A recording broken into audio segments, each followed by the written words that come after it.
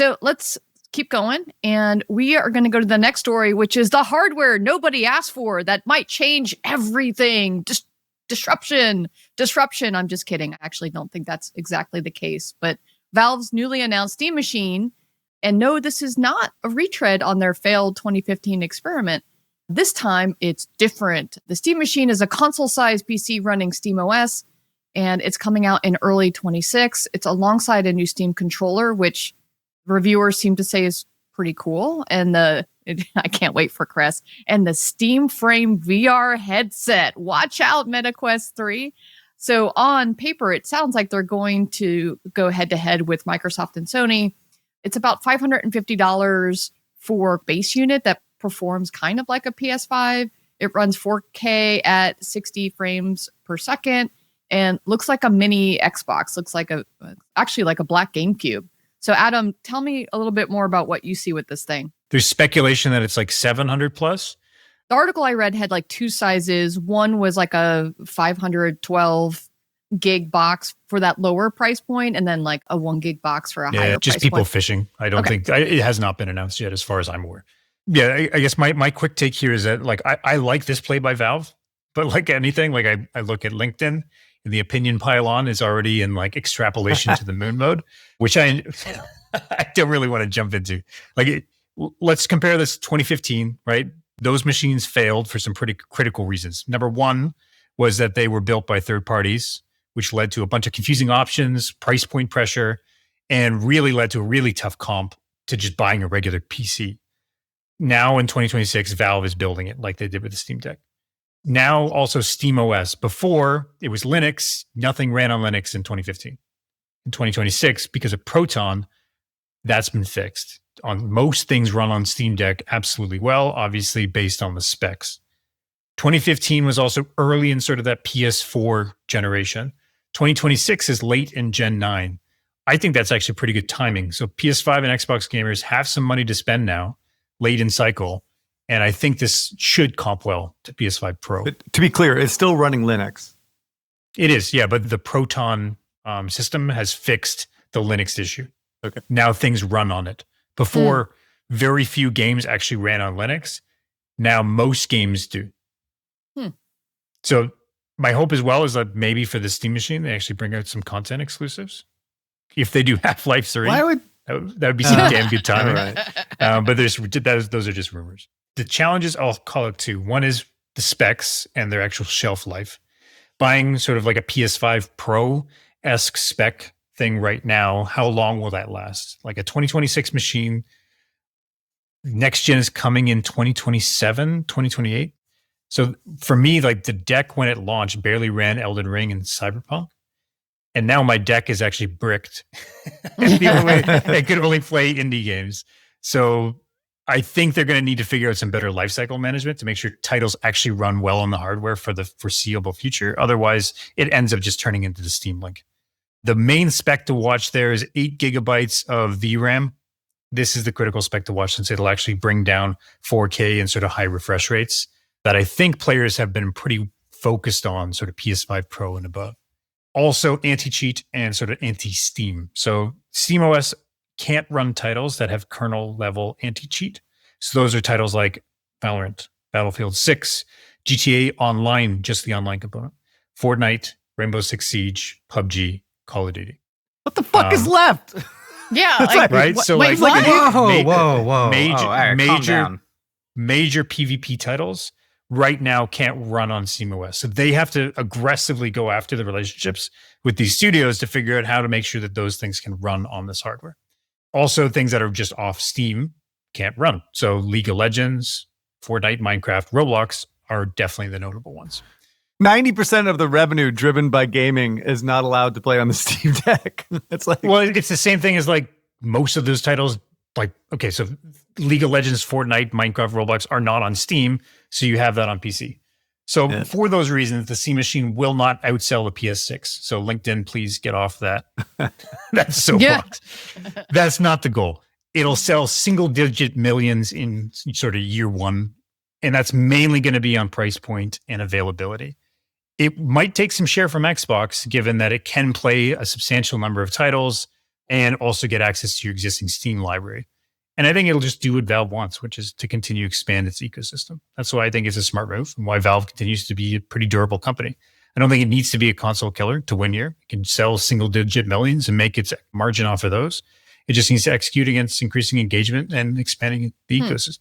You know, I have to admit, Adam, sometimes I love you on the podcast, and sometimes I just generally don't like you on the podcast because you make too much. Welcome back, you Adam. make too much sense. You know, it's like it's just like it's hard to get like over the top when you're just making total sense. Like what you say is what I should say, but what I'm going to say next is what I want to say. Okay, Well, because I don't disagree with anything. There's a that you reason. just said.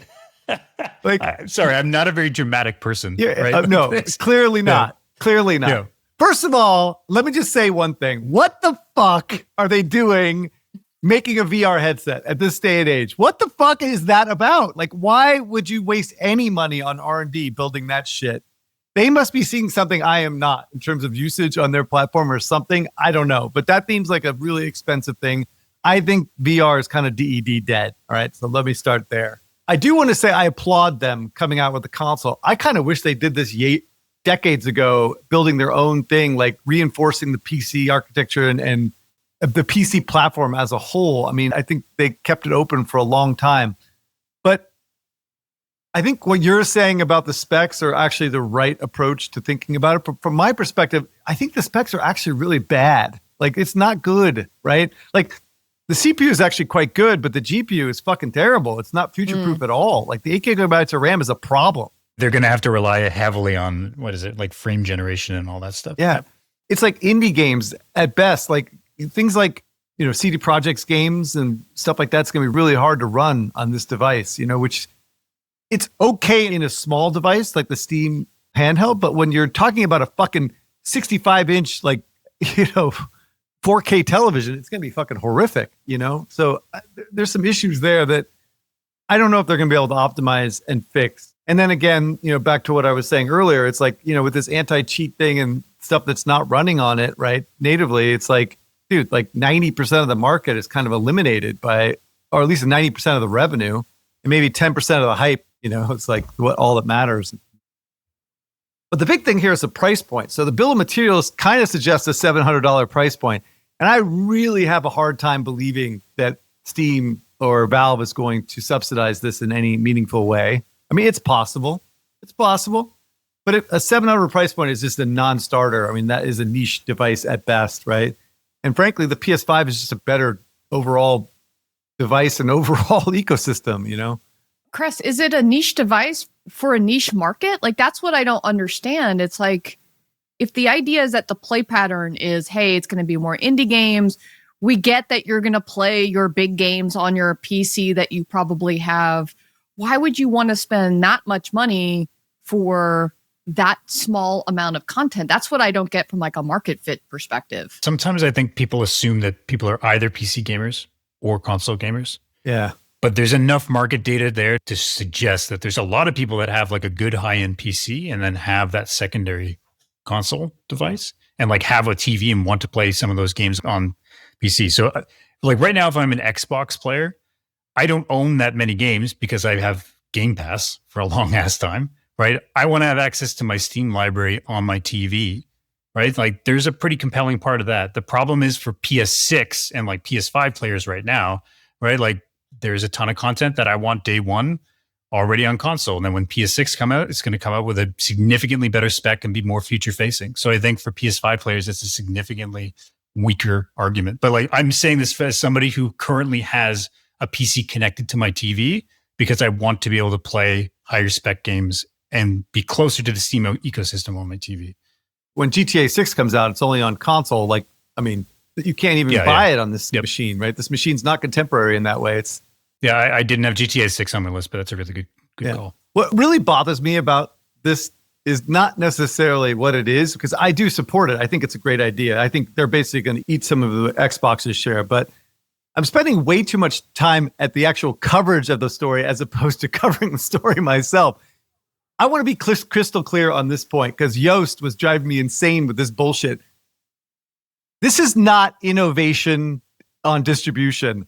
This is a fucking console, okay? Like, we've been doing console for like 30 fucking years, right? This is not innovation at all, right? They should have done this ages ago, right? Like, it doesn't even make any sense, you know? But the reason they don't do it is because the hardware business sucks. It's a low margin business that you have to subsidize to make it work, right? And that's why Xbox is losing right now. So it's like, people like think like this is the second coming, dude. The Steam handheld has sold 6 million in 3 years. That's fucking nothing. That is nothing. That is not even an install base that you can sell into. That is a secondary device for the super hardcore, right? So stop listening to Kotaku. Stop listening to IGN. Like, those guys, like, this shit is small. Like, all the market's on the PS5. It's but like, Crest, the real takeaway is just spend less time on LinkedIn.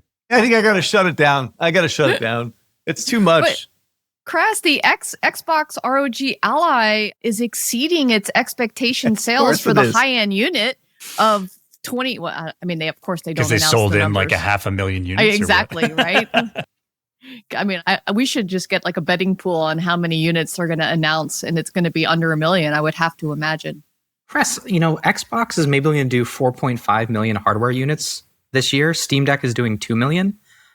When I started to look at these numbers, first of all, I think it tells you more about Xbox than it does about, where Steam Deck is. That's also like tail end generation sales versus when we're talking about the first spike of sales for Steam Deck's first spike of sales for this machine. Unfortunately, it does not mean like it's going to, flatline at 4.5 or 5 million a year. I think that's all fair. And to your point, PS5 is doing 18.5 million units in FY24, so we're not going to get close to that. But still, Steam Deck plus this box, you're starting to add what? If you add another 3, maybe 5 million units on top of that, it's looking really competitive to Xbox, just in terms of getting an install base out there. I would say that the mystery to me is, where's China? I mean, that's been a huge part of the growth of the Steam platform, as we've talked about quite a bit. And Eric, you like to tell us that it's been responsible for basically all of the growth. So where is the Chinese distribution plan? Because if you remember, consoles were banned in China, which is why they relied so heavily on PC. So I'd love to see if Valve has a strategy to put this in the hands of Chinese gamers. And then I think, to everyone's point, who is this for? Who is this for? And just like the Nintendo Switch, the problem is that Switch goes out and sells a shit ton of units. And then what it does is it collects dust on everyone's TV console, which is the same thing that's happened to my Steam Deck and also to my Switch. And so even if you're selling hardware units, the question I have is, are these going to translate to new monthly active users? Is this going to translate to marginal incremental playtime and increased sales for all the games we're talking about? And that's, to me, where this falls apart, even if they're able to sell units, is that doesn't help the ecosystem or the platform. It just helps Valve get some extra dollars and cents for the hardware enthusiasts. To your point, the one thing I was thinking of is, could the Steam machine be the gateway drug for younger console kids to bridge to PC? $800 at $700? Well, it's cheaper than a gaming PC. Gaming PCs we don't know the are... price point yet. We don't know the price point Okay, yet. we don't know the price point. But a gaming PC, a really solid one, is what, $2,000, $3,000? I mean, Phil, you were talking about your motherboard or something cracking. I'm a little bit different. There's different price points for gaming rigs. You can still get one for $1,000. Yep. Yeah. Sure. But so this is less than that. And so maybe this is like a great gateway drug for younger kids, or it's a gateway drug for older Gen X players. Adam, you were saying, hey, I just want a low friction way to game on my big computer in the TV room. I want to utilize my 2,000 games in my Steam library. I just want to sit on my couch. It's ease of use. I don't have to sit at my desk. So maybe there's a play pattern or a use case that we're not thinking of where this could be kind of interesting. I also think it fills the gap of the Xbox identity crisis that Xbox is going through right now. I think this is going to be an Xbox, right? They have that campaign, this is an Xbox. With sales declining and people not really knowing what it is, Steam is becoming the third console. Just that idea of taking your library to your couch with this device could be interesting. That being said, it's priced the same as those other consoles. So I'm not quite sure, but I also applaud the effort and let's see if we can get in there. I'm 100% supportive of this. I think it's a great idea. I think they should iterate on this and put together a hardware strategy, use all their gajillions and invest in the hardware stuff. We need someone to replace Xbox as the second console as they continue to fail. So more power to them. I hope they're successful.